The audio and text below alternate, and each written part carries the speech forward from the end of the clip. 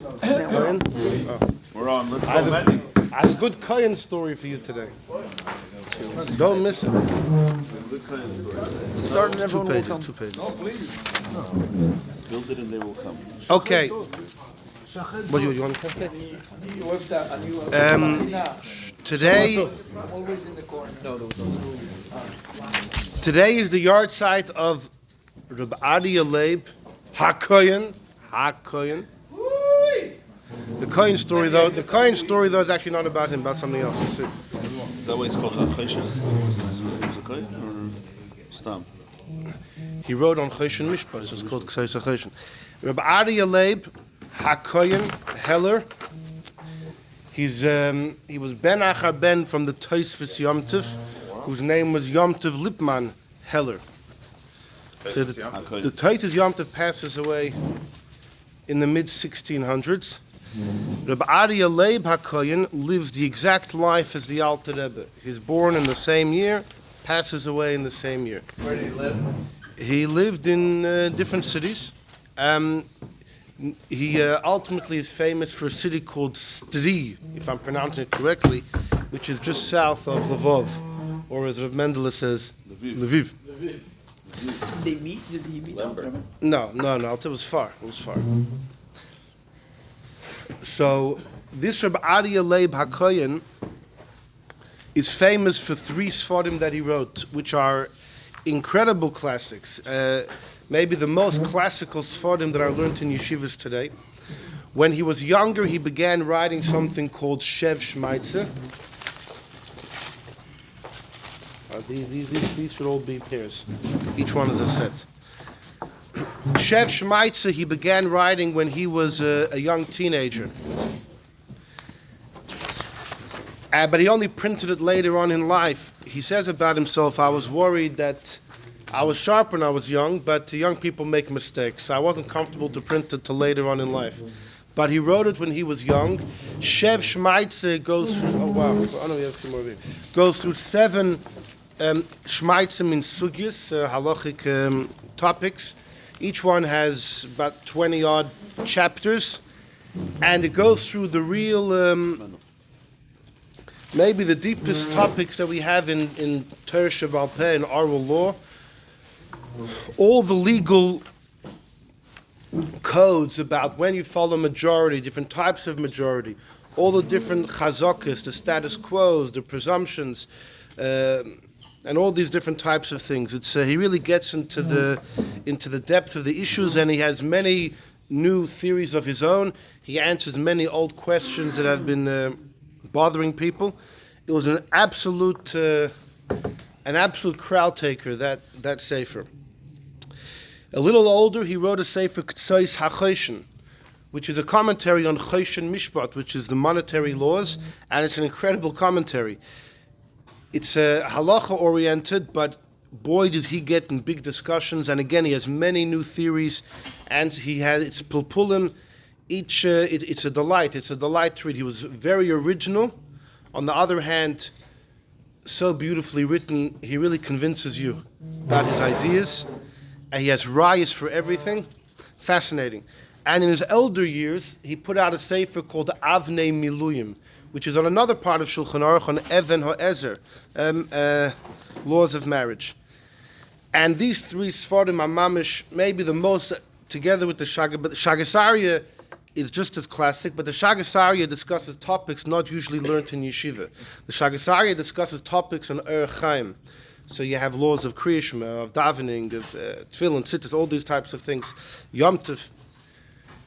But the Ktzos Hachoshen wrote on things that we learn every day. And it's a major classic since it came out of the past 200 years. The amount of commentaries that have been written.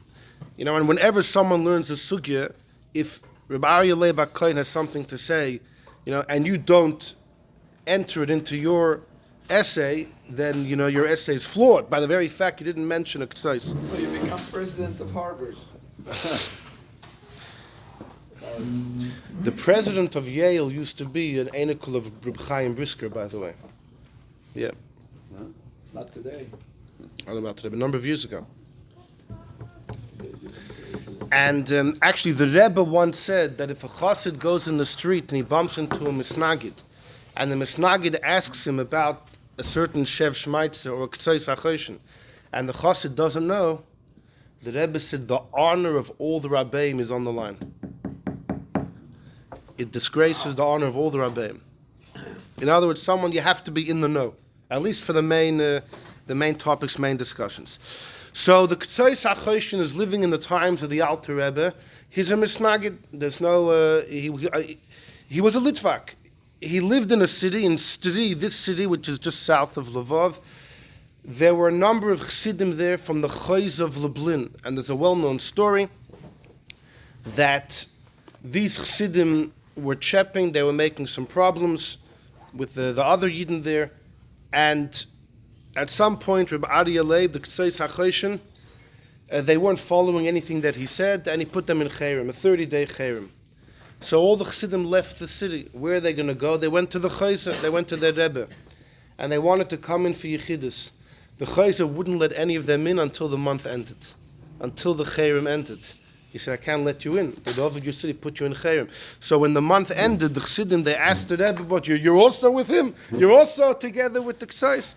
So he quoted to them that when Miriam spoke in Parshas Ba'aloscha with her brother Aaron, talking about Moshe has separated himself from his wife. So the Eibishter says to Aaron and Miriam, Madua lo yeresim, why were you not afraid to speak ba'avdi b'Moshe? I'm sorry, I ran out of copies. Why were you not afraid to speak about my servant Be'avdi, about my servant, Be'Moshe, about Moshe? Why did it say the word about, or the letter Beis twice?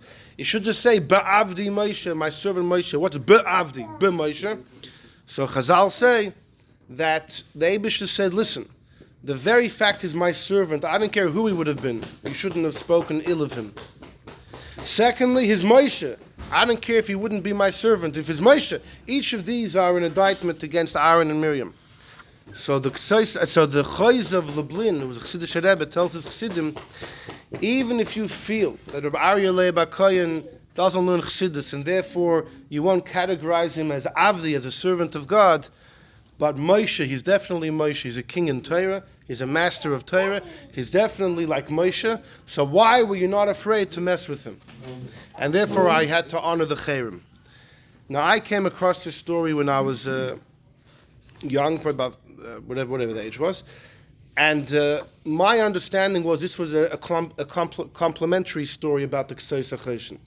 That even if you disagree with his service of Hashem, what's undeniable is that he's Moshe. That's how I understood it. And then later I found Misnagdim quoting the story, and they were highly, highly offended.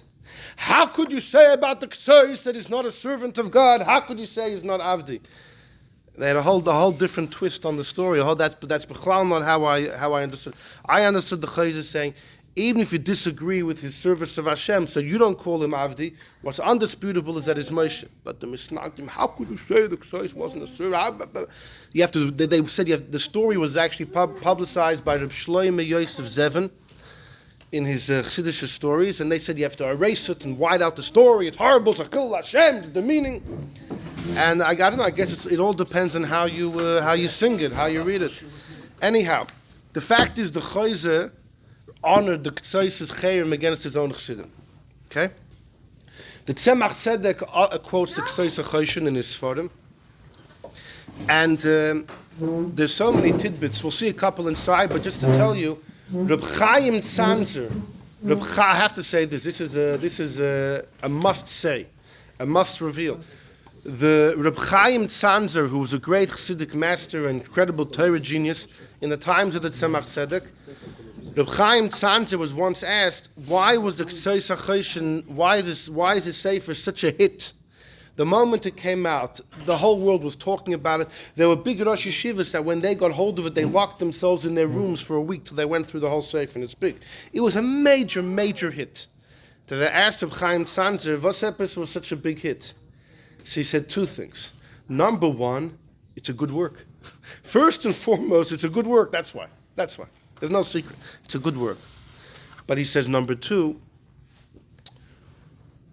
The Ktzos Hachoshen, he lived in a house, a broken down home as a poor man, and he would leave his house every day to come give shir. He was a Rosh Yeshiva at Talmidim. Before he went to shir, he used to go into a cellar that he had underground. He had a broken door going underground. He would go there for 20 minutes or so, and then he would go to the Beis Medrash to give shir. And the people knew, his students knew about this strange habit. Like, what's he doing? He has a wine cellar, he's saying l'chaim or something. He's knocking himself out before the shir. So one of his Talmidim said, I'm going to go hide in the cellar and see what goes on. He went into the cellar, hid in the cupboard, and sure enough, Rabbi Leib enters the cellar, and this bocher is like watching, what's going to happen? Is it red wine or white wine, right? And the Ktzos Hachoshen lies on the floor, and he calls out a pasuk in Tehillim. V'lo Omer Lekim Ma L'chol L'saper Chukai. Hashem tells the wicked, what business do you have learning my Torah? He quoted the pasuk and he started crying. Crying and crying. For like 20 minutes or so. Then he picked himself up, cleaned his face, and he went out to give shir. So Chaim Tzanzer revealed this, and he said, you want to know why his sefer was so popular? Number one, it's a great work. Number two, when you prepare yourself in such a manner, it's... Anyhow, the story speaks for itself. Look at number one. Number one is just a testimony about the poverty of the Ktzos Hachoshen. Number one, Bimei Charfai, when he was young, the Goyen HaKadosh, the Baal Ktzos Hachoshen Zatzal, was a Rav Av Bezin in the city, a small city, Rosentov. Shom Chai Tzar Barnias, he was extremely poor, V'dachkus Gedoylo Ma'oid, extremely hard, financially and physically. V'loy hoya bebeisoi shulchan, he bechlal didn't have a table in his house. Rak kedesh munach al gabi chaviyos, he had barrels and a little board of plank of wood that went over some barrels. That was his table. Hoya mishamash loy l'shulchan, that was his table. U'bechayif, in the winter, it's cold in Ukraine, right? Hoya shoyre bechedre kur az, it was freezing in his room. The Bachim would love this. His whole day he was stuck in bed. He had to be under his blanket. It was so cold in that broken down house of his. The entire day he was sitting in his bed. He doesn't say lying, he was sitting, but the fact is he was under his blanket the whole day. No family? This is with his family. He had a family. The Alter Rebbe in Hilchos Talmud Torah discusses that what it says in Pirkei Avos, Chaye Tsar Tichya, that if you want to really learn, you have to deprive yourself from all pleasures and live a life of hardship. The Alter Rebbe says that you can, for your wife and kids too. It's your entire family. Okay, back to this. Well, listen. I'm not saying that's for today and what? I know, yeah. Yosef, and that's how he would sit under his blanket in the freezing cold. The Ktzos Sifrei, that's how he wrote his sefer. It was so cold, the ink froze. Nikfa hadyoy b'dyusa, the joy, the ink froze. He had to sleep with the ink under his pillow. Shaloi tikva, so the ink wouldn't freeze. Okay, this is just a poetic line that he went deep in the mighty waters, the hela pninim, and he arose with pearls from Yam HaTalmud, from the sea of the Talmud and the Poskim. So he had a very, very difficult life. Highly difficult. In his elder years, things got a bit better. When he went to the city of Stri, he got paid a bit better. And that's actually why he said that his latest Sfarim weren't the same. Look at number 3 for a second. This is from one of the Brisker Sfarim with Minhagim v'anosam, it's one of the briskas for him. Shamati oides balak Ktzos Hachoshen, that I heard about the Ketzos. Sheshalu oisa, they asked, we're number three. Madua sifrei Ktzos Hachoshen iskabel ba'olam ha'Torah yoisem asher sifrei Avnei Miluim. We said he has three sfarim. The Shev Shmatsa, which he began when he was young, instant classic. The Ketzos, maybe his magnum opus that he's most famous for. The last thing he wrote, the Avnei Miluim, he wrote in his elder years. It's a great sefer, but people weren't as excited as they were for the Ktzos Hachoshen. Why is that? He wrote both of them. And it's even bigger wonder, because the sefer Avnei Miluim Chibur Begil Mavuger Yoser, he was older than when he made the Ktzos Hachoshen. You would think the older someone is, the wiser they are. The truth is, though, the younger someone is, the more risks to Bechlal you're willing to take. And so when it comes to learning, you're willing to propose maybe somewhat outlandish ideas to answer questions. You're much more creative and original. The older someone gets, because you're wiser, right? Therefore you don't take the liberty to say such outlandish things. And that's taka why there's less creativity, if I could say that, in his later sefer than the earlier sefer. So it could be that that's the very answer. Because he was older by the Avnei Miluim, it was less creative. But that's not what he said. He gave a different answer. Va'amar balak tzos, he said, Shatam v'asibul lekach, he says, I know my latest svarim weren't as popular. You know why? Because the sefer Ktzos Hachoshen chibur b'shanim shayani ve'evyin. I made the Ketzos when I was a poor man. Ma'ashe'en came the sefer Avnei Miluim chibur b'shanim shekvar loy hayani ve'evyin. After he became a Rov in Stri, where he was till the end of his life, so he was taken, the community took better care of him. And it's just not the same when you're freezing and your ink is freezing and you're sitting under your blanket and you have this little plank of wood. That's when the real Torah comes out. Once life is, it's in comfortable chairs, it's not the same. I've mentioned often Reb Chaim Brisker shared a similar sentiment about the Shagas Aryeh, that his later Sfarim, the Turei Even and others that he wrote after he became a rabbi in France and he was taken care of, exactly, and life became much more tolerable and manageable. It was lacking the same spark. So a similar sentiment from Reb Chaim Brisker. So this is the Ktzos Hachoshen. Number 2, we have a testimony from Yisrael Gustman, who was a Rosh Hashiva in 770. 70 years ago.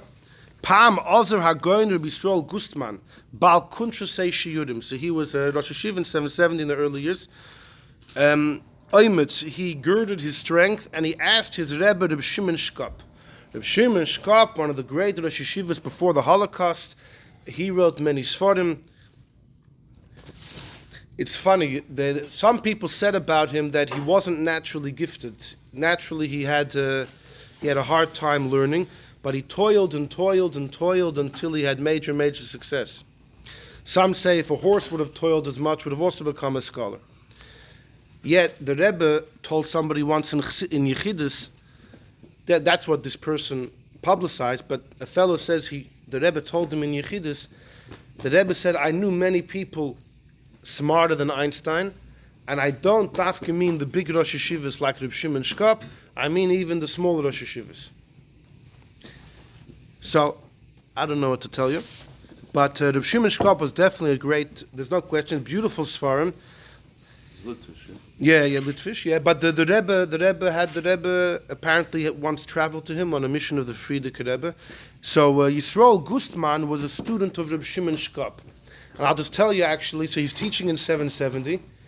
And Bechlal, this Gustman he grew up by Misnagdim. He happened to be Rosh Hashiva in Lubavitch. The Bochum couldn't tolerate him. You know? He was a bit, his view on life, and the Bochum are Bochum. So why, how come he didn't to be Rosh Hashiva? Because he yadayach lilmod. Did he come to Fabrengen? I don't know. Ach, weiß nicht. What year? It was in the early years, but yeah. 50s, 60s. My Zayde, my mother's father was a student there by him. My mother's father, when he came to New York, he came to the Yechidus by the Frierdiker Rebbe, and the Frierdiker Rebbe asked him, "No, where are you going to learn?"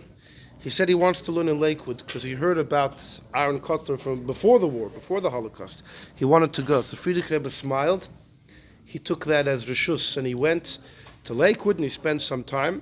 My Zayd was a great scholar, and he learned by Kotler, and then he went to 770, and he went to Rabbi Gusman, and he said you couldn't. He said Kotler in his learning, he was a different world. Anyhow, so Gusman once during Shir, he was telling the Bach, and he was quoting from Reb Shimon Shkop, and he said the Rebbe Reb Shimon sagt, Shmuel Levitim was walking past then, and he hears that in 770, Reb Gusman says the Rebbe, and he refers to Reb Shimon. Over here, there's only one Rebbe. Couldn't handle it. And one thing led to the other until this Rosh Hashiva was... Anyhow, but he was... back to the story over here. Apparently he moved to Israel in 1971. Okay. The Shah's, but when he left 770. Okay, so number two, this Rabbi Gusman, and he has beautiful svarim, the Kuntrasei Shiurim is beautiful stuff. And he asked Reb Shimon Shkop, who were your Rebbes? So Heishiv Lloyd, Reb Shimon Shkop said, the Ktzos Hachoshen and the Avnei Miluim. Now Reb Shimon Shkop never saw the Ketzos. He was later. He was saying in Indian, though, these svarim taught me how to learn. So Rabbi Gusman asked him, what about the Shev Shmatsa? Right? The first of the three works. And Reb Shimon said, no, from the Ketzos and the Avnei Miluim, kibaltu Yosef derech eich lilmod. From the Avnei Miluim and the Ketzos, I received more of taught me how to learn. Different than the Shev Shmatsa. The Shev Shmatsa is much more cryptic. Avnei Miluim, the Ketzos maybe are considered more, I don't know. I'm not sure exactly why the Shimon Shkop felt this way, but an interesting sentiment. It's almost like Shlomo HaMelech wrote 3 Sfarim, right? In his youth he wrote Shira Shirim. In the older he wrote Mishlei. In the end he wrote Koheles. Which is the most popular? Well, 2 of them are Megillus. And anyhow, so Akopanim. So today's Ktzos Hachoshen's Yortzeit. Like I said, he lived the exact same years as the Alter Rebbe. So he passed away just a couple of days before the Alter Rebbe. Where is he buried? In Stri, I think in Ukraine. He passed away literally 5 days before the Alter Rebbe, the same year, 5 days before. And he was born the same year as well. So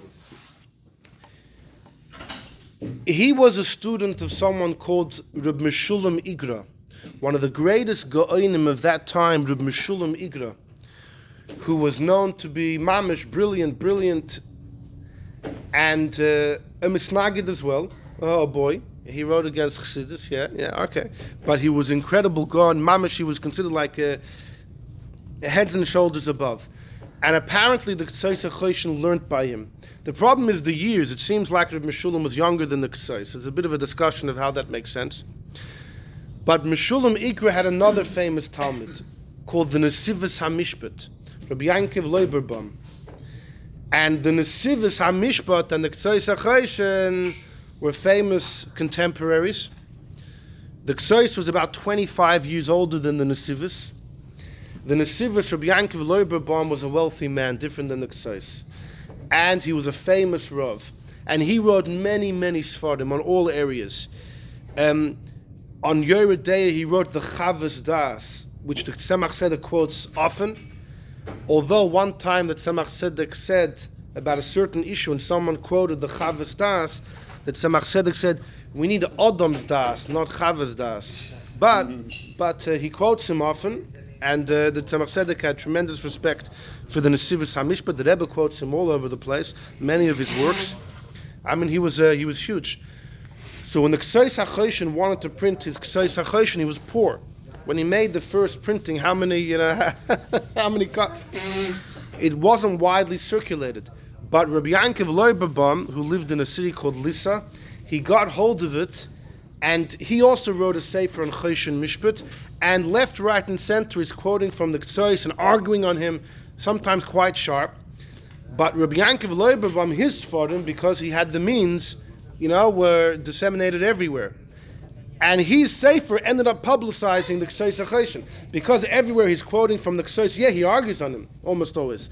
But through that, the Ketzos received, the Ketzos responded to all of the Nesivos' questions in a sefer called Meshoiviv Nesivos, responding the Nesivos.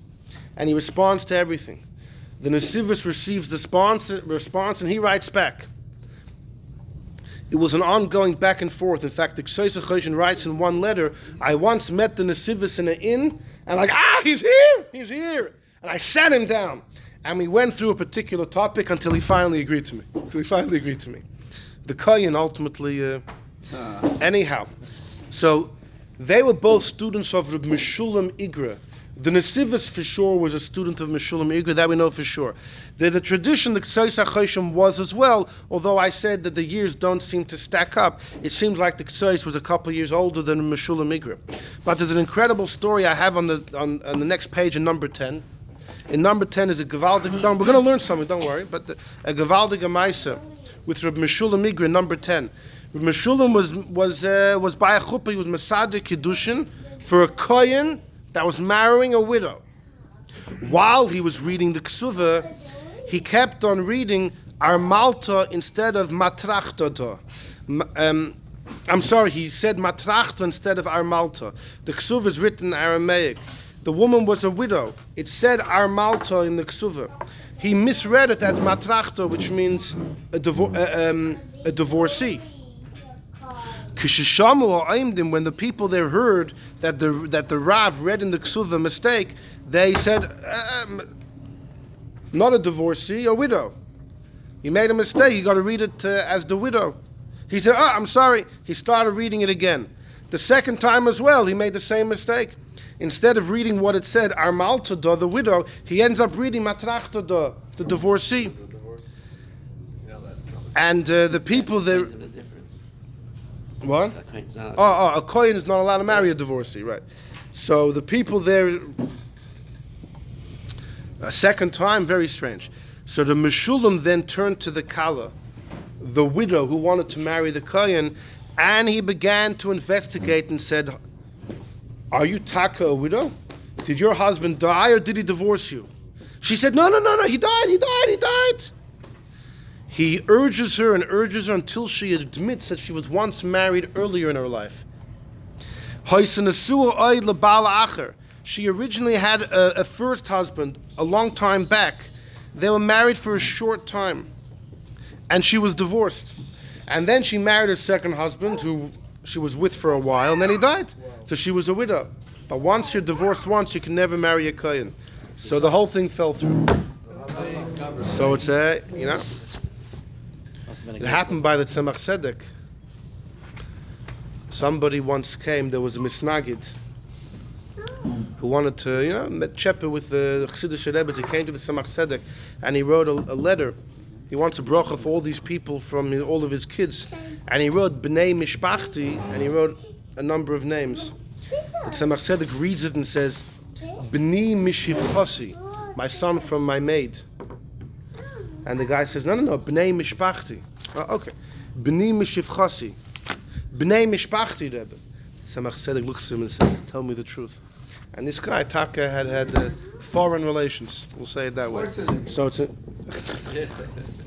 okay. Anyhow, one more thing before we start. No.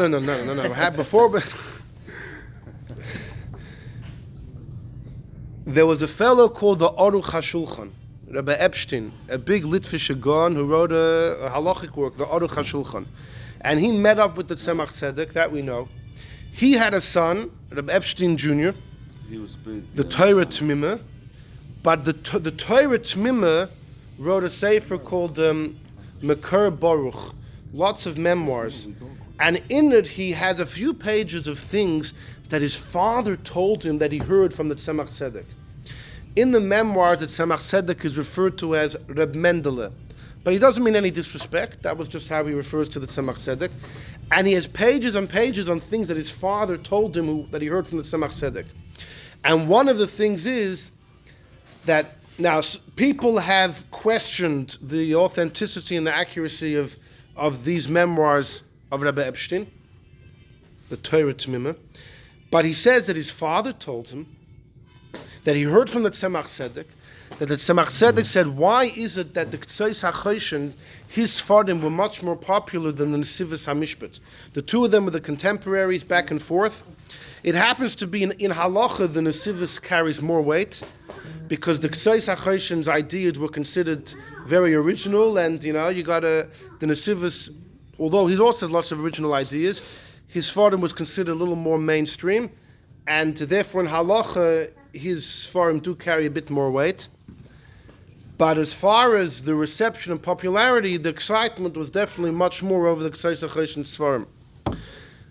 So the Tzemach Tzedek said, you know why that was? And the Tzemach Tzedek said a story. He said that the Ktzos Hachoshen once met up with the Nesivos, and the Nesivos himself asked the question, why is it that my Sfarim, people, but the Ktzos, So the Ketzos asked the Nesivos, what's your daily schedule? The Nesivos says, I wake up b'shor chamishis. I don't know if that means 4 o'clock or 5 o'clock.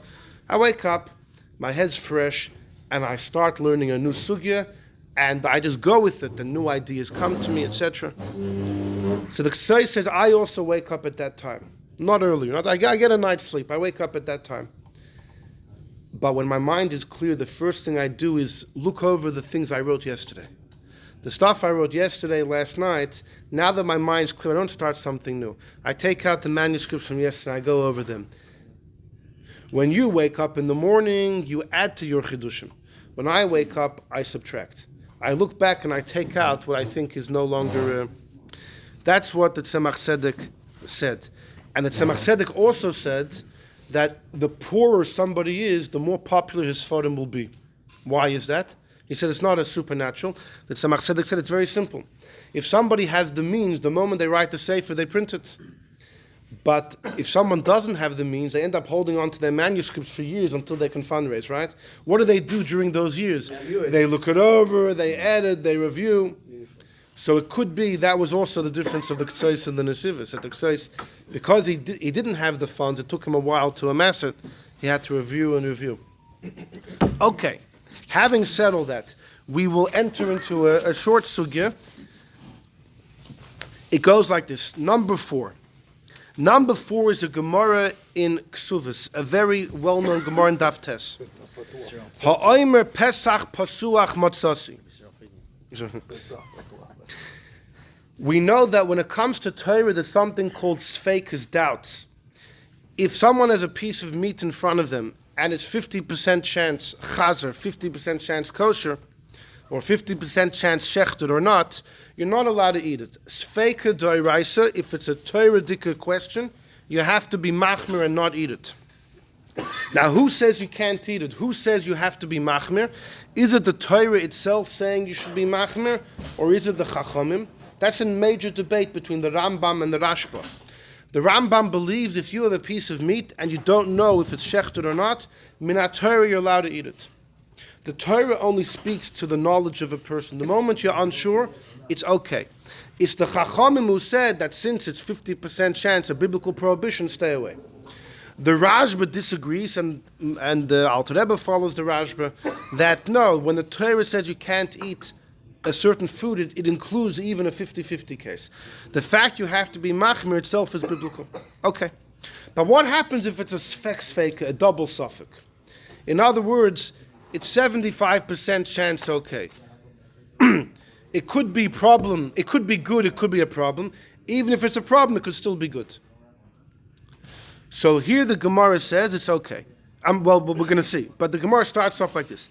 If a man marries a woman, so back in the day he used to betroth her, and then she was considered fully married, but she was still living in her father's house. 12 months later, on average, would be the nisuin when he would take her into his home. But already from the betrothal, from the kiddushin, or erusin as it's called in Gemara, she's a full-fledged married woman, and it's capital offense if she would commit adultery, God forbid. The husband's with her on the wedding night, and he thinks she has an open entrance. That means he feels that she's been with another man. So, says the Gemara, Ne'emon la'oisrolov, he's believed to make her prohibited to him. In other words, he comes to Bezdin, has no idea. Okay? Bezdin has no idea what happened. She What does she say, and do we b'chal care what she says? We're going to assume over here, either she's silent, she's shaisekes, or she denies it and says, no, it was tight there, and you just don't know what you're talking about. She tells her chassan. So he's believed against her. They're arguing, right? He says, no, you've been with a man before. I don't know when, I don't know how, I don't know who, I don't know where, I don't know when, but I know one thing. It happened. How does he know? He can tell. How can he tell? That's a good question. The Gemara discusses maybe he was married before. The Gemara there discusses if it's first time married, how does he know? People talk. What should I tell you? How do you know? No, you could have not. How do you know? Kids know. People know. Meveist. Because you learned the Gemara. What? No. Blood. The Gemara differentiates that if he doesn't see blood, that would be a much stronger proof. And even though Bezdin has no idea if there was blood or not, his claim would be much stronger if he says, I didn't see blood. Here, the claim is in the air. I mean, Bezdin themselves tell him, how sure are you that she... But because of that novelty, the Gemara chose this case. Even though who said he knows, we still say it in this case. Now, he is believed to make her forbidden to him. So, frek the Gemara, amai, why? Sfek Sfeka. It's 75% chance that she's permitted. Why? Okay, she was with a man. When? If it happened before he betrothed her, no problem. Sfek tachtov, Sfek ein tachtov. Were they married? Were they not married? Im tim salama tachtov, even if it was after she was betrothed, maybe she was raped. Sfek ba'ina, Sfek baratzen. Who said it was willingly? Therefore, 75% chance tells you she's okay. So the Gemara says, you're right. Loi no, tzricha, the case is talking be'eshes kohen, the wife of a kohen. Because the wife of a kohen, if she is violated, even if she's coerced, it's an unfortunate halacha, she's prohibited to her husband. So it's only one suffix when it happened, before the betrothal or after. Another case, another answer, be'eshes Yisrael, she's married to a regular person. Or kagoyin de kibel bo avua kiddushin pchusam ibas gimel shanim. The girl was less than 3 years old when her father married off. A father has the right to biblically marry off his daughter until she's an adult. And he could marry her off, and the marriage is binding. If she was less than 3, okay, now when is the wedding night? So if she's less than 12, of course she's mutter to him. Because even if she committed adultery, like Rashi says, a minor is always considered raped, even if she consented. Pitui ktana oynusu, the consent of a minor is considered rape. It could be the Rambam disagrees with that, but that's Rashi's opinion, Tosfos' opinion,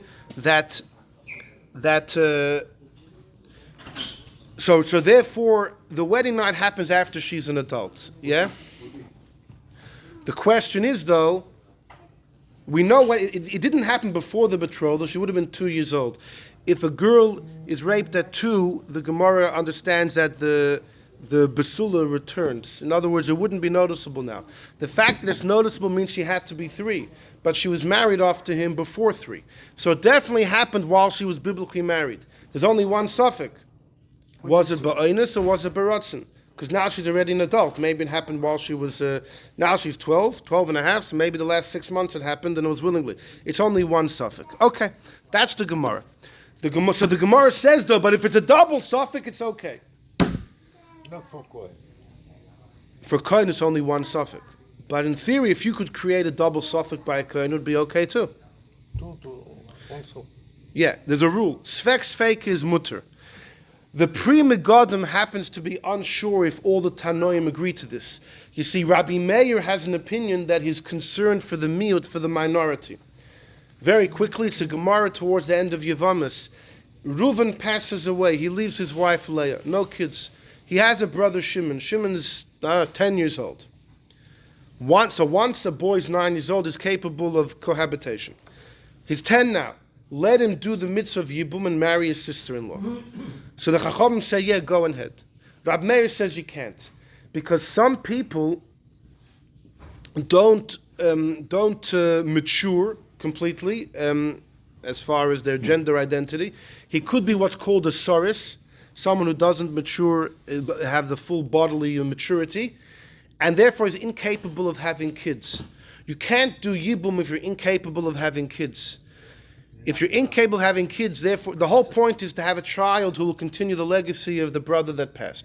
If you're incapable of having kids, then the mitzvah of Yibum falls off. And then what you're left with is a sister-in-law which carries chorus. The moment the mitzvah of Yibum falls off, you're back to the Isser chorus on marrying a sister-in-law. So Rabbi says if the kid's 10 years old, you don't know what's going to be, you have to wait and see. The Chum say, what do you mean? Most people, they mature, their body matures. Very few people have that condition Rabbi Meir is worried about. So the Chum say we follow majority. Rabbi Meir says, no, I'm worried to the minority. I'm worried to the minority. Rabbi Meir chayish l'miyut, he's worried to the minority. So the Pri Megadim wants to know, maybe Sfek Sfeka works the same way as majority. It's not majority statistics, it's majority of chances. Okay? It's majority of chances. Maybe it's the same strength as majority of statistics, and therefore Rabbi Meir actually wouldn't allow this, just like he doesn't allow generally the majority. He's always worried to the minority of statistics. Maybe he's worried to the minority and concerned to the minority of chances. The Pri Megadim's unsure, but the Ktzos Hachoshen in the Shev Shmatsa, he is very certain that Rabbi Meir agrees to this, which teaches us that Sfek Sfeka must be better than Roiv. Because generally Rabbi Meir is not satisfied with Roiv. If he is with Sfek Sfeka, it must be it's greater than Roiv. Okay, that's a very important idea. There's another idea. Okay, no, we'll leave it at that. The Rashba has a well-known letter. The Rashba has a well-known letter where he takes the case of the Gemara even further. The idea of Sfek Sfeka even further. There's a rule in Gemara Chulin, one of the most important rules in these discussions of presumptions and majorities and things like that. You have an animal. While an animal is alive, it has a status quo of being prohibited. While an animal is alive, you can't just eat it. Either it's Avim and Achai, that's how Rashi learns. Tosfos holds that until an animal is shechted, it carries a prohibition that it's not shechted. Either way, or eino zavuach, it's not shechted. But they have a debate, but the idea is that when an animal is alive, it is biblically prohibited to eat that. Okay? Once it's shechted, things change. The Gemara in Chulin discusses, you find an animal which had its head chopped off, but you could tell that it went through shchita. You could see the way it went through shchita, right?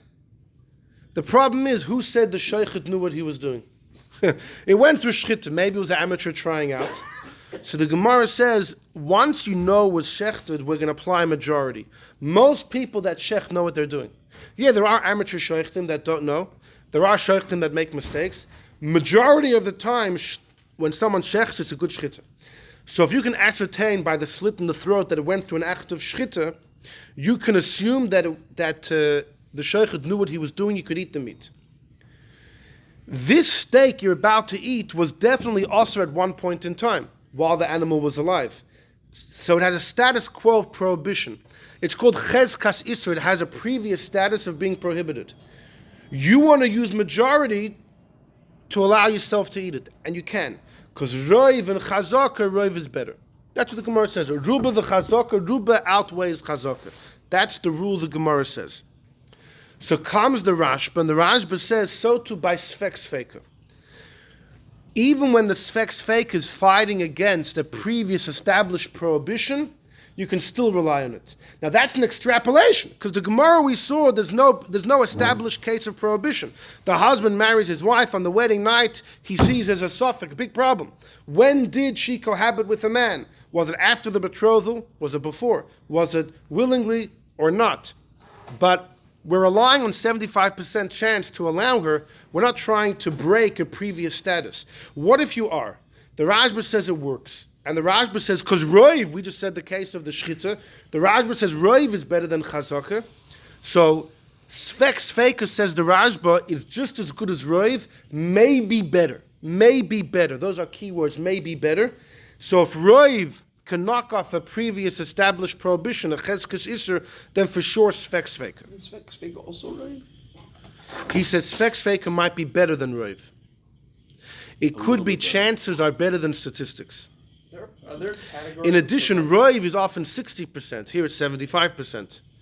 Are there categories of Roiv? There definitely are. Right. There definitely are. Usually chazaka means presumption. However, in the Gemara, there's something called chazaka d'mi'ikara, when there's a previous status quo. We learn it out from tsaras. The Gemara in Chulin learns it out. A kohen goes into a house, he sees the tsaras. He leaves the house, and then he pronounces the house is tahar or tomei, right? When he pronounces that, he doesn't see anything. He's relying on what he saw before. So the Gemara says, you know what that teaches you? Once you know something is the case, you assume it is that way until you know that it changed. That's the idea of that whenever there's a suffix, you leave something in its previous status. But Roiv trumps, says the Rashba, so to Sfek Sfeka. Now, there happens to be a Pnei Yehoshua. Oh, hold on. First of all, the Shach. The Shach disagrees with this Rashba. The Shach wrote something called Klole Sfek Sfeka, the rules of Sfek Sfeka, and in it he says he thinks Sfek Sfeka is worse than Roiv. And he says, you know why? Whenever you have a suffix minator, one suffix, right? So we said you always have to be machmir. We said the Rambam holds rabbinically you're machmir, the Rashba holds biblically you're machmir. But what if you have one suffix, but the case has a chezkas iser? For example, a woman was married, the husband gives her a get, and it's 50-50 if the get worked. She has a previous status quo of being a married woman. Now you want to free her to the world, it's 50-50. You would say, leave her the way she is. That's a regular case. You're not sure. Until you know something changed, you leave it the way it was. That's the idea, the mechanism of chazaka d'meikara. Here, even the Rambam agrees it's a biblical issue. The Rambam agrees if there's a chezkas iser, then even though it's 50-50, biblically you have to be machmer. It's only when it's stam of 50-50, you have a piece of meat and you don't know what its story is, then the Rambam says that minator you could eat it, Chacham say you shouldn't. Fine. So says the Shach like this. If you have a case that has a previous status quo, right, of prohibition, the first suffix that comes is overruled. We say the suffix means nothing because you leave it on the status quo. So you throw a second suffix, okay, all you really have is one suffix. Because the first one is already decided based on the status quo that it's overruled. Roiv, you throw the majority straight on the chezkas iser, it knocks off the chezkas iser. But by a Sfek Sfeka, when there's two Sfekas, right, they work, first you deal with one question, then the other. The first question, whichever way you're going to spin the Sfek Sfeka, the first one that you deal with is overruled because the chezkas iser tells you, well, if you're not sure for change, you leave it the way it was. So the Shach believes Sfek Sfeka is weaker than Roiv, right? It makes sense? Roiv, the entire thing hits the chezkas iser at one time. By Sfek Sfeka, it doesn't. Right? You deal with one question, then the other. Whichever question you deal with first is overruled. Because since there's established prohibition, the first 50-50 say, well, if you don't know a change, you assume that it remains prohibited. So the first suffix off the table. So the Shach disagrees with the Rashba. There happens to be a Shev Shmatsa where he believes that Sfek Sfeka, they both hit the chazak at the same time. You don't divide them. Okay, that's another discussion, a debate between them. There happens to be a Pnei Yehoshua who has another issue with this Rashba. Okay? And it's in number 6. Don't worry, we're going to do this fast. Number 6. Ubekuntras achron. This is actually another Shev Shmatsa where he's quoting the Pnei. The Pnei Yehoshua is the Rebbe of the Maggid. Ubekuntras achron hoisif hagoyin hanisker v'chich barayas. The Pnei Yehoshua says, who am I to argue in the Rashba, but I have to. The loy mahanis, we're number 6. Sfek Sfeka doesn't work bechezkas iser. Sfek Sfeka does not work against a previous established prohibition. Now why? So the Pnei Yeshua's shaila is different than the Shach. V'zeh l'shona. Af l'shittas hasoivim, the Sfek Sfeka is like Roiv, even if the Rashba is right that Sfek Sfeka is equal to Roiv. Or efshar the adif middle, but we said the Rashba says it could be it's better, still says the Pnei Yeshua, I'm not happy. Akata yesh l'tmoy tuv, I have a big question. Heyach roitzin lachriya the Sfek Sfeka afilu bischazik isur. How could you rely on it when there's an established status quo prohibition? Mamish to be matir, even if we're talking about a case of a married woman. all the Inyan Shchita. Umitayim, and you're going to use the rationale because Ruba v'chazaka, Ruba adif, the Gemara in Chulin we mentioned, and if Sfek Sfeka is the same, then logically it's going to work as well. He says, wait a second. V'hu adin, you'll say Sfek Sfeka, which is also better than chazaka. Akati kosh, I'm still not happy. He says, you know why? The Pnei Yeshua holds this that we say Roiv is better than a previous chazaka is only min haTorah. Midrabanan we say, since there's a previous established prohibition, plus there's still a minority that says it's still prohibited, right? You take the miut, the minority, you stack it on top of the previous established prohibition, and the two of them join hands, and they neutralize the roiv, and it remains like 50-50. Cancel. Right, that's how that's midrabanan. So he says, akati kosher tuv, I still don't get it. Daha baha, the kam this that we say ruba v'chazak is better, that means there's no isur min haTorah. Aval midrabanan v'adai loy mahani ruba b'makam dika chazaka connected. The chachamim don't allow roiv to work when the previous chazaka. Because we say, smoich miyuta l'chazaka, put the minority which said it's still prohibited, attach that to the established status quo, and it's palgo, it's half and half. Like the Gemara says in Perikah Isha, Afogav the Ista Mefarshi, some say that's only according to Rabbi Meir, who's worried for the minority. Mikol Makam, Ruba the Ruba from the Paiskim, and the Rashba amongst them agrees that Midrabanan, Loi Mahani Roiv, B'makam Chazaka.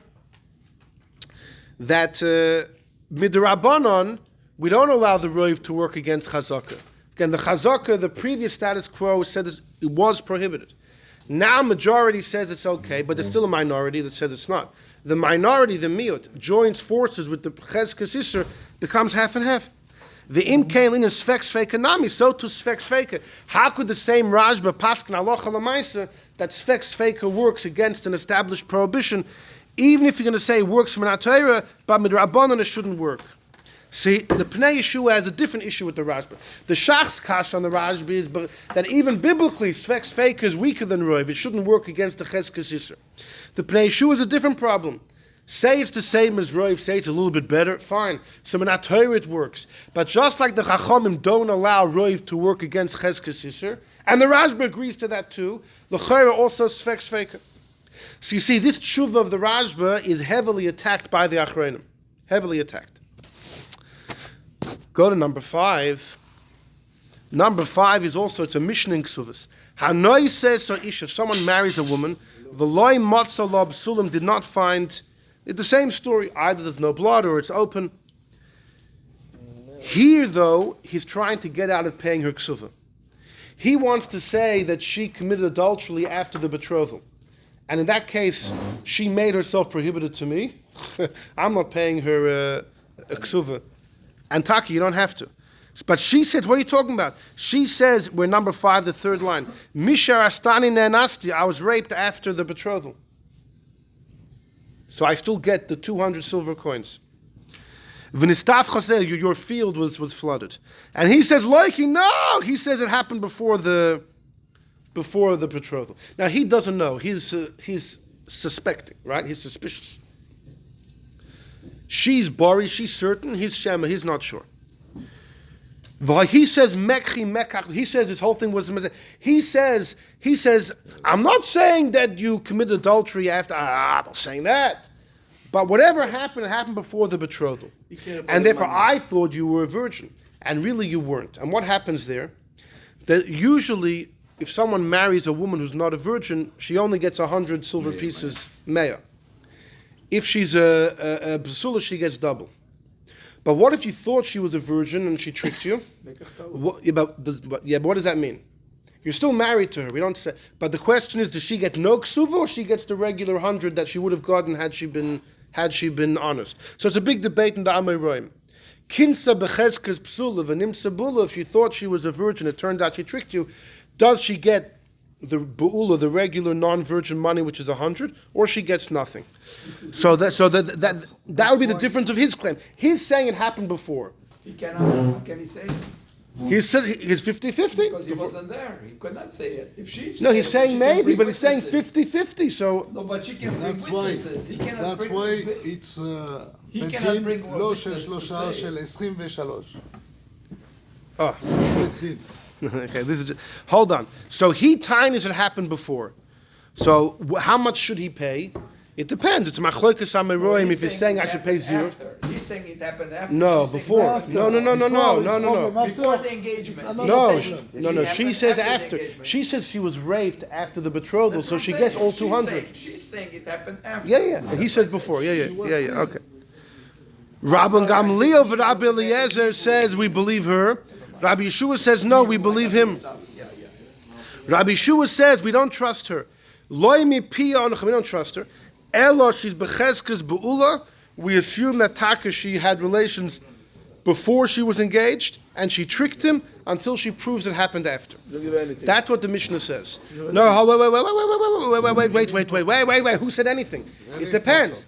It's a machloikus ameroyim if he gives nothing or he gives 100. Rabbi Yeshua says we assume it happened before. Okay.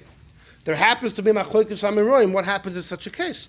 Some ameroyim believe if she tricked you and she really was not a virgin, you still have to give her the 100 silver pieces, like you usually give to a woman who's non-virgin. The other Amora says you give nothing. Now hold on. Comes Tosfos in Ksuvas and says a whopper. Tosfos says, wait a second. What if, according to the opinion that he still has to pay 100, why? Maybe she voluntarily committed adultery after the betrothal and she gets 0. According to the opinion that she still gets 100, it works like this. If she had relations before the betrothal, I don't care if it was willingly or not, she tricked him saying she was a virgin, but she will still get 100. If she voluntarily commits adultery after the betrothal, she gets 0 because she just destroyed their marriage. They can't live together. She gets 0. מיתת סקילה.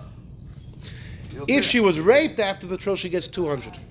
Frek Tosfos, why would she give? Maybe she should get nothing because there's a 25% chance she gets nothing. Says Tosfos, but there's 75% chance she at least gets 100. Because if it happened before the betrothal, she still gets 100, according to this Amora. If it happened after, still maybe she was violated and she still gets 200. It's only 25% chance that she gets nothing. So it says Tosfos, Sfek Sfeka can take out money from the husband. She could sue her husband. Bezin has no idea who's right. She can sue him and take money with the power of Sfek Sfeka. That's what Tosfos paskins. Comes Rabbi Akiva Eiger in number 7. I'll just say it outside, it's getting late. And he has a major problem with this Tosfos. Because generally, do you follow majority by monetary matters? It's a debate between Rav and Shmuel Masechta Baba Basra. The case is like this. You buy an ox from me, I sell you an ox. You bring the ox to your farm to plow, to thresh, and the ox is the wildest beast you've ever seen. It's not fitting for work. It's just walking, it's goring. You come and you say, you want your money back. I say, what do you mean? The ox it's an ox. You tell me you bought the ox to plow. I say, what? You never... Go shecht it. The meat's fine. It's a good ox. I sold it to you to shecht. You say, no, you bought it to plow. I say, there's no contract. You never stipulated at all. We never said that. You wanted an ox, I gave you an ox. So the Gemara says, imagine it's a locale, it's an area where most people buy oxen to work with them. Right? You want flesh, you don't get an ox. It's tough flesh. But some people buy oxen for shchita.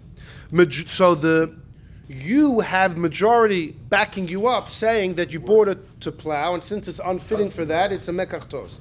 Rav says, good. The majority substantiates your claim. Rav says we follow the majority by money. Shmuel says no. Shmuel says by money, majority is like 50-50. Halach is like Shmuel. By money, we don't follow majority. So Frek Rabbi Akiva Eiger, why would you follow Sfek Sfeka? Frek Rabbi Akiva Eiger, Sfek Sfeka is the same as majority. He's asking on Tosfos. Tosfos uses Sfek Sfeka. He said it's so powerful it can pull out the wife can pull out money from the husband. Frek Rabbi Akiva Eiger, even if Sfek Sfeka is as good as Roiv, like the Shach said, it's not as good. Even if you say it is as good, but Roiv doesn't work by money. How in the world can you use Sfek Sfeka by money? You can say it's not a money case. It's a reputation case. No, Ultimately, she what wants happens money. is she wants money for it. Reputation is they're coming to court to sue. No, she's suing him over the ksuva. No, but here there's no din in the foshes. There's nothing. We have no idea what happened at all. But that's the problem, because All we have is their claims. It's unreasonable to assume that you take a very young person He's who, divorced. let's assume, was raised that nobody will know. In a small community, the parents would know, the uncles Who said would the know. small community? We're talking about the general rule. There happens to be an idea, by the way, that if there was a rape, it would have been known. Tosfos discusses that issue, and therefore you assume that most cases are considered voluntary. Tosfos discusses that issue. But Rabbi Akiva Eiger in number 7 is a big problem with this Tosfos, and it's not the only one. Most poskim have a problem with this Tosfos because they say Sfek Sfeka maybe is the same as Roiv, but Roiv doesn't work by money. So how should Sfek Sfeka work by money? So therefore, the Pnei Yehoshua himself believes the Tosfos only holds Sfek Sfeka works in this case when she's certain and he's not. He says maybe it happened before the betrothal. She says I was there, right? I know when it happened. She's Bari, he's Shema. There happens to be some Amiroim that hold whenever the plaintiff is Bari and the defendant is Shema, you follow the plaintiff. We don't paskin that. The halacha is if one is Bari, one's certain, the other one is Shema, they can't extract money. But if the Bari also has a Sfek Sfeka, the two of them together, says the Pnei Yehoshua, can extract money. But if it's ever a case where both litigants are on equal ground, they're either both unsure or they're both sure, then the Pnei Yehoshua says Tosfos would agree Sfek Sfeka is as good as Roiv, and neither of them would work to exact money. Some element of din and nefashos here because if she's wrong on some level, No, there's no witnesses. There's no nothing. Bezin has no idea. Bezin knows nothing. Bezin just hears from him that So, the Shev Shmatsa himself understands that the reason she can collect the money here is not because of the Pnei Yehoshua, she's Bari, he's Shema. It's because she has a document, a shtar. If I lend someone money and I have a document, that money is guaranteed to me. I can get it from their possessions. If they sell land, I have a lien on the land. They can never say they paid. I am guaranteed to get the money. It's as if I'm holding the money. So says the Shev Shmatsa, it's not just that the woman has Sfek Sfeka backing up her taina. You know what she has? Yeah, but she's ktzat muchzeket. Who to end she ktzat muchzeket ba'mamon mekivan sheyesh la shtar. It's as if she's holding the money. Yeah. No, so b'kagoyin do we say Sfek Sfeka because it's not real. Exactly. Yeah. That's the Shev Shmatsa's person. If you have a shtar plus. Now the ksuv itself, by without the Sfek Sfeka wouldn't work. Yeah, the ksuva document that he owes her money. No, because even within her claim, it could be, we know that she's not a basula, and anyways, al kaponim. This takes us to the following, number 8. Rabbi Yosef ibn Lev. Rabbi Yosef ibn Lev was a major Rav in the 1500s in Greece, in Saloniki in Greece. He and 2 other Yosefs, there were 3 Yosefs that were eligible to write the Shulchan Aruch. This is what the Ktzos says, I heard from elders. There were 3 Yosefs that were eligible to write the Shulchan Aruch. Rabbi Yosef Kara, Rabbi Yosef Taitachak, who was a big Rosh Yeshiva in Saloniki. Rabbi Yosef Kara learned under him. And then Rabbi Yosef ibn Lev. And the reason Rabbi Yosef Kara was chosen was because of his humility. I would say, no one asked me, but maybe Rabbi Yosef Kara was chosen. He was the only one that had authentic smicha. Rabbi Yaakov Beirav recreated the smicha, whole story. But Rabbi Yosef Kara got the smicha. He got the... And Rabbi Yosef Kara in his base Yosef, in one place he brings the idea that you could regenerate smicha. In his Shulchan Aruch he doesn't bring it, but in the base Yosef he brings it. So the whole shaila, what Rabbi Yosef Kara's attitude towards it was, but he received it, so l'chari he was pro. So he, in contrast to the other 2 Yosefs, was the only one that had real smicha. Maybe that's why he was chosen to write the Shulchan Aruch, but that's my own Baruch Svara, that's not what the Ktzos says. Anyhow. Yeah, well that for sure he was chosen. So the Rabbi Yosef ibn Lev was dealing with the following issue. There was a group of orphans, Nebuch, their father had passed away. father left some land, and the apotropos, their caretaker, their overseer of their properties, appointed by the Bezdin, sold some of their property. Okay?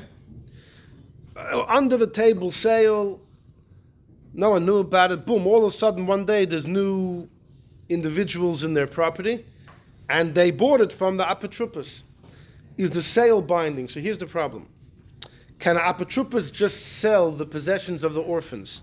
It depends. If the orphans need food, he's allowed to. If it's just to put money in the bank, he needs to take permission from Bezdin. Says Rabbi Yosef ibn Lev, there's a Sfek Sfeka that the sale was good. Let me just explain for a second. When it comes to land or immovable property, we always consider it in the ownership of the original owner. If somebody walks into my house, right, for a couple of days while I'm away, they're not considered the possessor of the home. By movable objects, whoever has it is the possessor. Not by immovable. By karka, it's always the original owner. If somebody walks into my house, I don't become a possessor. I'm still the possessor of the house. So in this case, this land belonged to the orphans. Now there's a Johnny come lately who's walking around, and he bought it from that Petrupas. Fine. And he proves here the document he bought it from that Petrupas. Very nice. The question is, was the sale binding? Because when it comes to land, we always consider it in the possession of the original owner. So, says Rabbi Yosef ibn Lev, the sale is probably binding.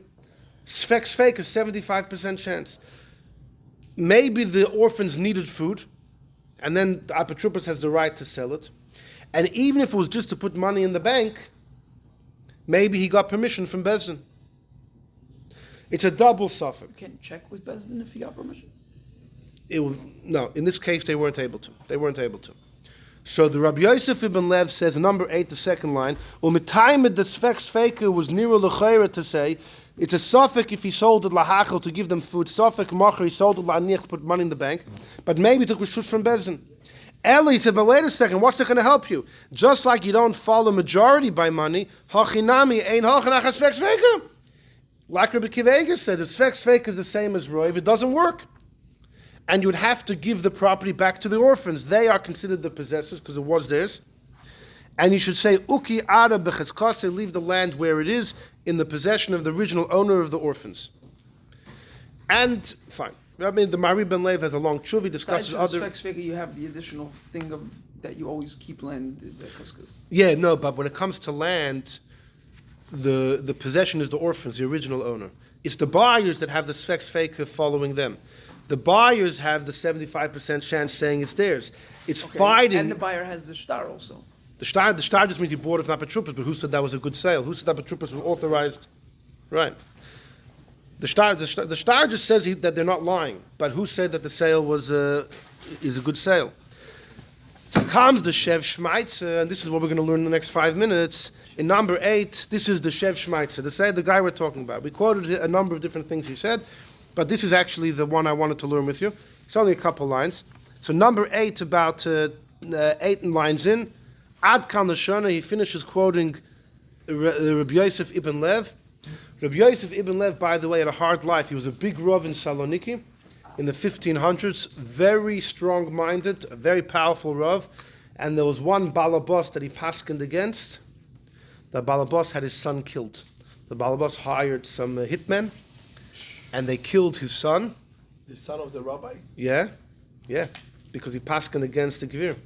The Gvir hired murderers to kill his son, and then he had another son who died mysteriously going to mikveh once on a Friday afternoon. Drowned in the mikveh? Yeah, he was drowned in the mikveh. So he left. Ultimately, he left Saloniki and he went to Constantinople. They were both under the Ottoman Empire. Wow. Wow. Yeah. Talk about a disgruntled litigant, huh? Anyhow, says the Shev Shmatsa, number 8, about 8 lines in. Ulefiani is daiti nira.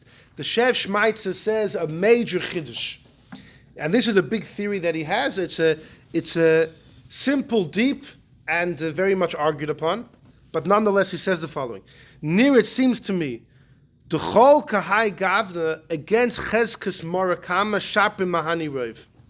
The Shev Shmatsa says like this: when it comes to money, there's 2 types of possessions.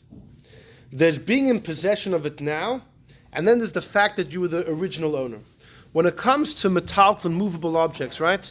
So if I'm holding this, right? I'm holding this, right? Even if I put it over here, I'm in possession of it. Somebody wants to take it from me, they're being moitzi mamish, they're mamish extracting it from me.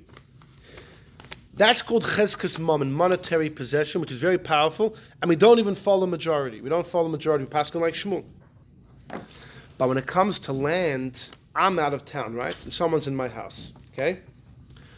Squatter. Or whatever, someone's in my house, right? Someone's looking for some sforim. I have one sefer was stolen, together with many other things. I put him sefer grada, so I'm already worried. What? Monos Halevi disappeared.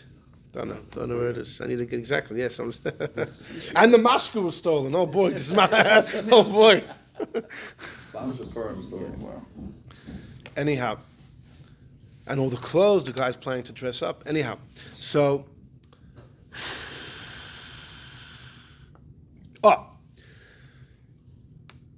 Even when I'm not home, I'm still in possession of my house. But if I'm not there now, the way it works, says the Shev Shmatsa, it's called cheskes marakama. That's how the Gemara refers to it. The fact that I'm the original owner. The Shev Shmatsa believes it's the same idea that we have throughout Shas called chazaka de mikara, the original status quo. A mikveh, right? A mikveh was kosher yesterday. Today you don't know. You don't have to check it. You could rely on the chazaka. Because the way it was, you assume things were the way they were unless you know that it changed.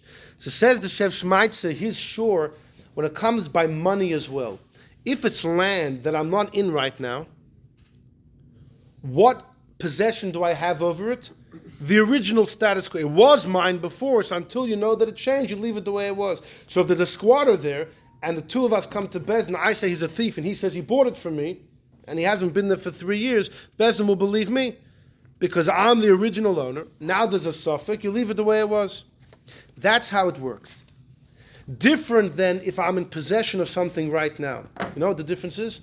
When it comes to original chazakas, Roiv is always better. The case of the animal, right? You find the animal, we said before, with the slit in its throat. Since most sheikhtim know what they're doing, you could eat it. It's canceling a previous status quo. Roiv is better than a previous status quo. What Roiv is not better is when I'm currently in possession of something. But since by land, if I'm not in the land now, the reason why I'm in possession is like the general chazaka de mikara, the original status quo, Roiv would trumpet. And just like Roiv would trumpet, so too Sfek Sfeka would trumpet. And therefore he says in the case of the Mahari and Leib, who's in the house? It's not the orphans. It's the buyers.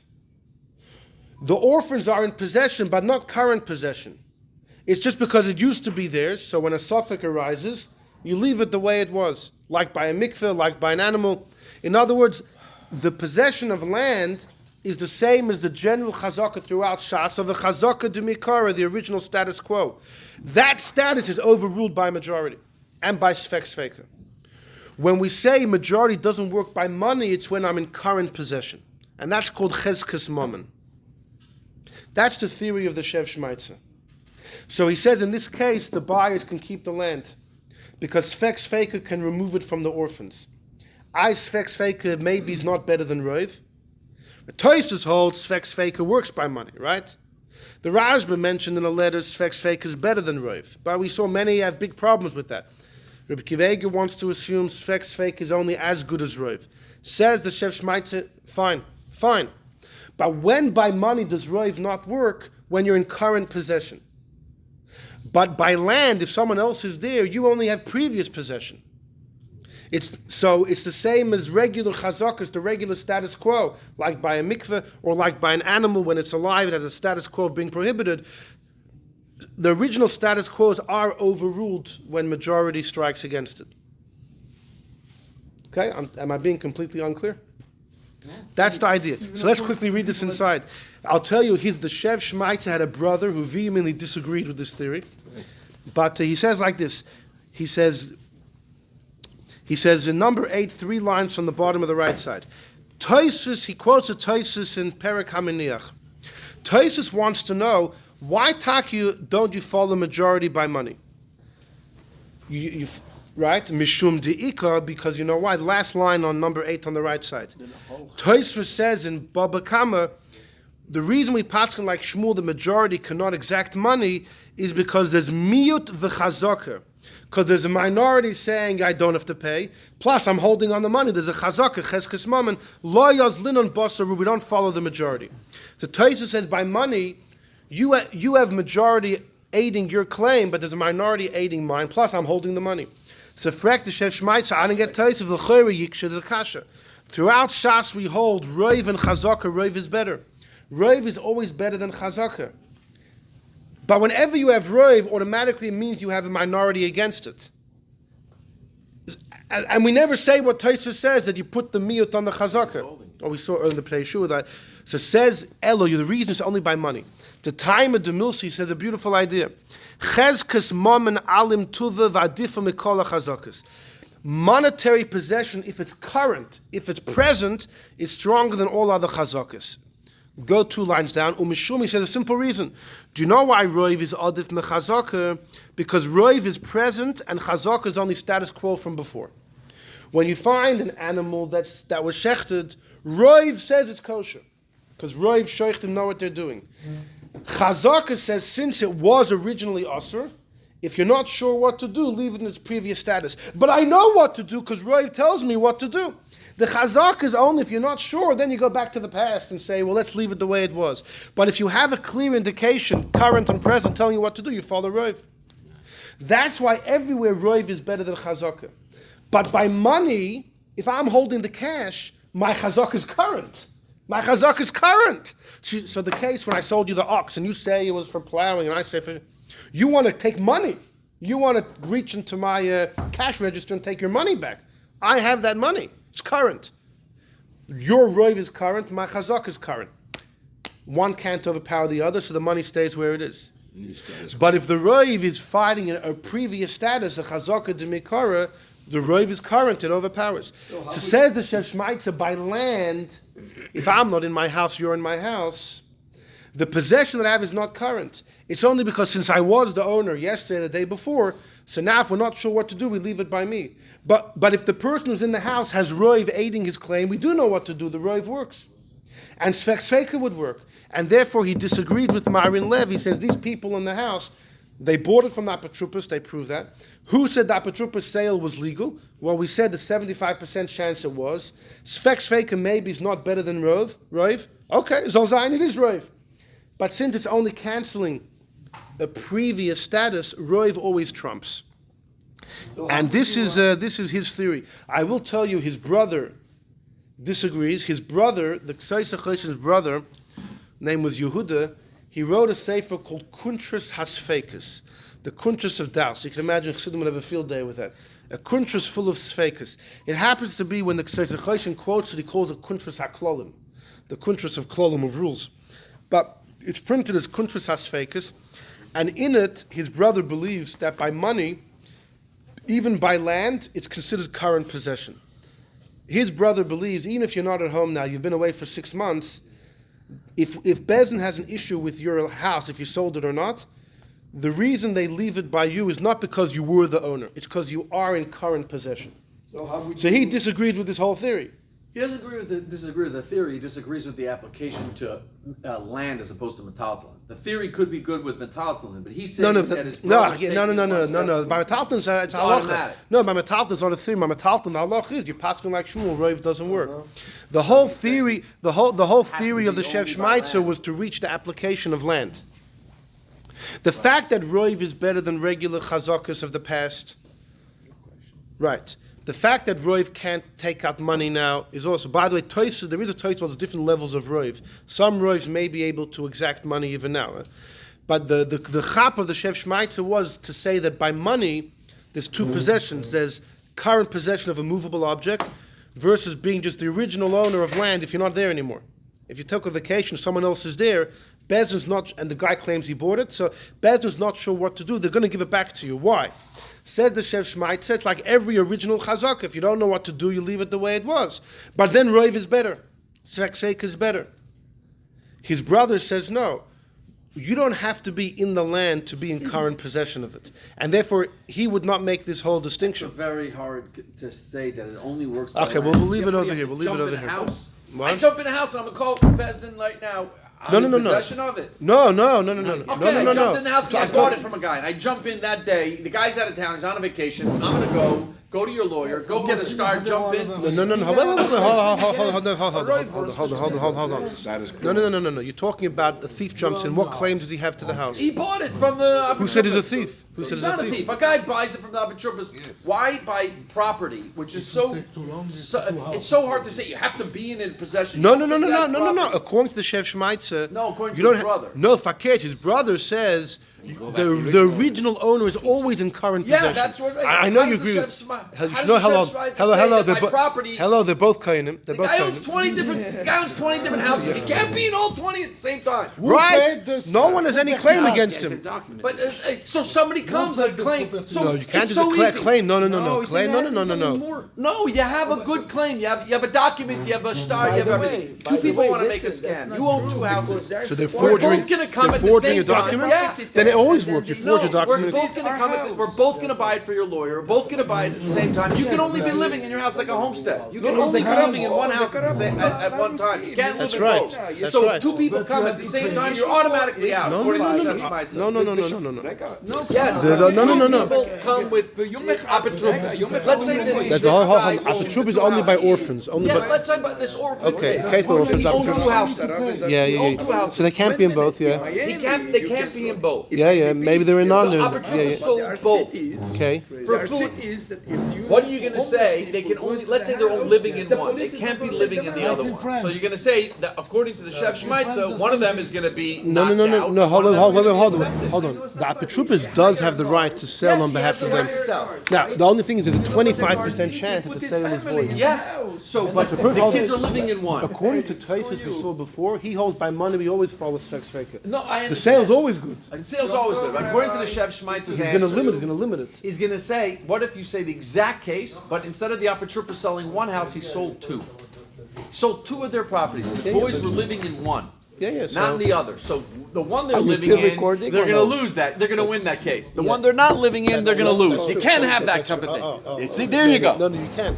You can because the rules. That's what the legal brother's rules, saying. You legal can't. rules. Why? It's legal. No, it's legal because possession. you're using the same. You're No, using it's not- a no, faulty. fuck The it. brother can bring an extra. Now that I see what you're saying, I think you're right. No, you're right. It would be. It would be. It's crazy. No, That's an opposite. You can't have the illegal they're holding law- the exact the same country. apotropos, the exact same sale, I'm sure the you've exact seen. same. I'm sure you've seen. Legalities can some. I Legalities understand, but if he's trying legalities to are use legalities. your Yeah, theory, no, you but just wanna. it's a legal theory. He's not trying to create what. Feels No, good but in the heart. he's using a kunz in there. He's saying you can't be in possession of something. But if so here you have It's a you weaker have possession. you have a bad outcome from the exact same Wait, issue. hold on. They both They still get bought the it money. from the same hold. apotropos. Even the house that they can't get back, they still get the money. No, absolutely. But they don't want to. They don't Yeah, want to right. give They up want- that they want house. that right. They And want you that have house. you have an Hold it. opposite. How about you think it from the result. buyer?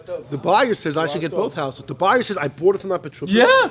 Why is he not getting both? And he has 75% chance Besdin that he's saying right. you keep it and you don't because they're sitting in their house because you're making a kunz of wait a what sec, wait a minute. about you can't sit in two houses at the same time, Shev Shmatsa. So at least they got one. Yeah. Imagine they were staying by their Zayda. You have the exact Imagine same by their situation Zayda with they would get different done. results. You can't have It's that not in the, it's Allah. not the same situation. On the contrary, when it comes to possession of money, whoever's holding it changes the whole case. Yeah, but that's the point of property. You can't hold property. You're gonna love. It's- You know the it's not Rambam. metaltalin. When it comes to money, which is really a question, let's say there's a 50-50 if someone's chayiv to pay someone for damages. Like it's real, it's a suffix in halacha. Yeah. So Bezin will say, leave the money where it is, right? What if the other guy comes in the middle of the night and he takes it? He says 50-50, I'm not giving it back. And now it's The in Rambam his says he slot. keeps it. The Rambam says that he's not supposed to take it, but once he Oh, we takes just it, the learned this. halacha This changes. is coming up in Yeah, Rambam it and comes- right, stealing. right. I just learned it in 3 Now, paragraphs. I thought you almost can. all the other Rishonim disagree. No, you can't Almost keep it. other Rishonim say you can't keep it. The Rambam cannot holds you keep can. it. But, The Rambam No, you and the can't Shulchan keep Aruch. it because no, wait, 1 second. You have two separate ones. The first one is that it's in your possession, and there's a dispute whether it's in your possession. So the second one is that you believe that it's yours, so you come in the middle of the night to retrieve it, which is what happened to OJ. Remember OJ in Vegas with the paraphernalia and all that. But that's modern times. But the question is, what I wanted to ask you is, when you're talking about the mikveh, so what about when you have a restaurant or you have a store and the mashgiach cannot make it that day, he was in a car accident or he's sick that day, so you have to go on the assumption that it's still kosher, that you can eat there that day. I mean, that day you have to assume that it's still what are you kosher, relying on? right? You know, is that what we're talking about? You're talking about goyish people. Who knows what they're going to do in the kitchen? Who are you relying on? You're relying on a machine, or you're relying on? No, I'm saying. No, you wouldn't apply it there because the guy might say, "This is my day to chaperine and buy cheaper to have a ham sandwich." Yeah. The Rambam holds you're allowed to keep it. You're allowed to go self-retrieve your own. If you take it, then the tables turn.